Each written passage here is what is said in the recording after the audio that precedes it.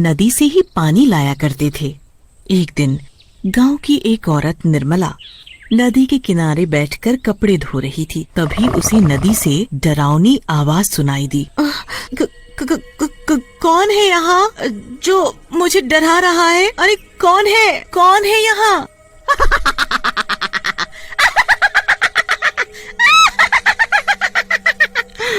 मैं हूँ, मैं। चुड़ैल भागो यहाँ से, भाग जाओ यहाँ से। निर्मला अपने कपड़े छोड़कर गांव में भाग जाती है। अरे ओ गांव वालों, सुनो उस नदी पर मत जाना, उस नदी में एक चुड़ैल है। अरे क्या बोल रही हो बहन?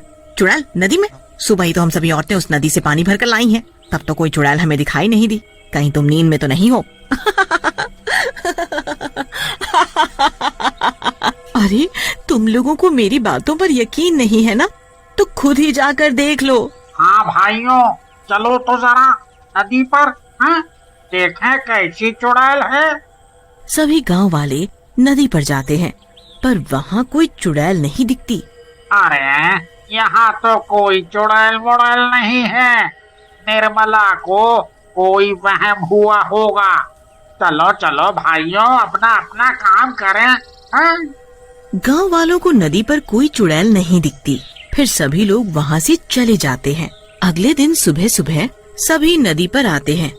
कोई पानी भरने आता है, कोई कपड़े धो रहा होता है, तो कोई उसमें नहा रहा होता है। चुड़ैल नदी के अंदर थी, तो वो ये सब देख रही थी। ये सभी गांव वाले फिर नदी पर आ गए। ये ऐसे नहीं मानेंगे, इनका कुछ न कुछ तो करना पड़ेगा। तभी नदी पर गांव का एक आदमी सुखिया नहाने के लिए आता है। जैसे ही सुखिया नदी में नहाने के लिए अंदर घुसता है, नदी में अंदर बैठी चुड़ैल उसका पैर पकड़ लेती है। अरे अरे अरे अरे मेरा पैर किसने पकड़ा है? कौन है भाई नदी के अंदर? बचाओ बचाओ बचाओ! चुड़ैल सुखिया का पैर पकड़कर नदी के अंदर खींच लेती है और फिर सुखिया को नदी के बाहर फेंक देती है। सुखिया बेहोश हो जाता है। गांव के कुछ लोग सुखिया को वहां पड़ा देखते हैं। सुखियो, ये तुम्हें क्या हुआ? अरे ये तो बेहोश है, इसे इसके घर ले चलो। जब ये होश में आएगा तब ये कुछ बताएगा कि ये बेहोश कैसे हुआ है। सभी गांव वाले उसे उठाकर उसके घर ले जाते हैं। जब सुखिया होश में आता है तो उसके साथ क्या हुआ सब बताता है। भाइयों, मैं सच बोल रहा हूँ, नदी में कोई तो था जिसने मुझे नदी में खींच लिया था। अरे ये क्या हो रहा है? पहले निर्मला और अब ये सुखिया, तुम दोनों का दिमाग तो नहीं खराब हो गया? तुम लोग मेरी बात पर यकीन क्यों नहीं करते? मैं सच बोल रहा हूँ। अरे भाइयों, देख नहीं रहे कितनी भयंकर गर्मी पड़ रही है। गर्मी की वजह से सुखिया बेहोश हो गया होगा और कुछ नहीं। हाँ, तुम सही बोल रहे हो। ये सुखिया तो कुछ भी बोले जा रहा है। फिर सभी गांव वाले वहां से चले जाते हैं। कोई भी सुखिया की बातों पर यकीन नहीं करता। फिर भी सभी लोग नदी पर जाते, वो भी वहीं कपड़े धोने लगती हैं। तभी उस चुड़ैल की भयानक आवाज आती है और सभी औरतें वहां से भाग जाती हैं। ये लोग नहीं मानेंगे, इनका कुछ तो करना होगा। हाँ। नदी पर जो कचरा पड़ा होता है, वो कचरा उठाकर आधी रात को चुड़ैल गांव वालों के घर पर फेंक आती है।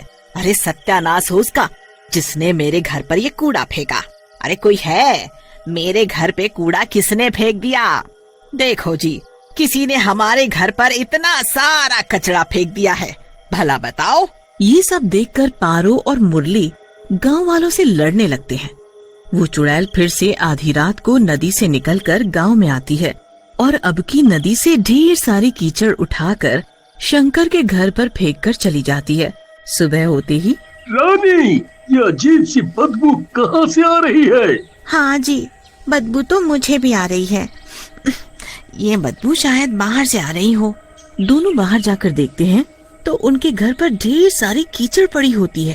ए, ये कीचड़ किसने डाला मेरे घर पर? इसकी इतनी हिम्मत! ओए, क्या हुआ शंकर भाई, क्यों शोर मचा रहे हो? ए, अरे भाई, जरा यहाँ देखो, किसी ने मेरे घर पर ये कीचड़ डाल दिया है। पता नहीं कौन है वो। अगर पता चल गया ना, छोड़ूंगा नहीं उसे। हाँ। शांत रहो शंकर भाई, किसी ने तुम्हारे साथ मजाक किया होगा। कोई बात नहीं, अभी तो मैं चुप हूँ, पर अगली बार ऐसा कुछ हुआ ना तो उसे छोड़ूंगा नहीं। हाँ। सभी गांव वाले वहां से चले जाते हैं। जब रात को सभी गांव वाले सो जाते हैं तो नदी वाली चुड़ैल फिर से गांव में आती है। जब वो चुड़ैल कूड़ा उठाकर लोगों के घरों पर फेंक रही होती है, तभी गांव का एक आदमी किशन लाल अपने घर की खिड़की से उस चुड़ैल को कूड़ा फेंकते हुए देख लेता है। हमारे गांव में चुड़ैल, पर ये चुड़ैल यहाँ क्या कर रही है?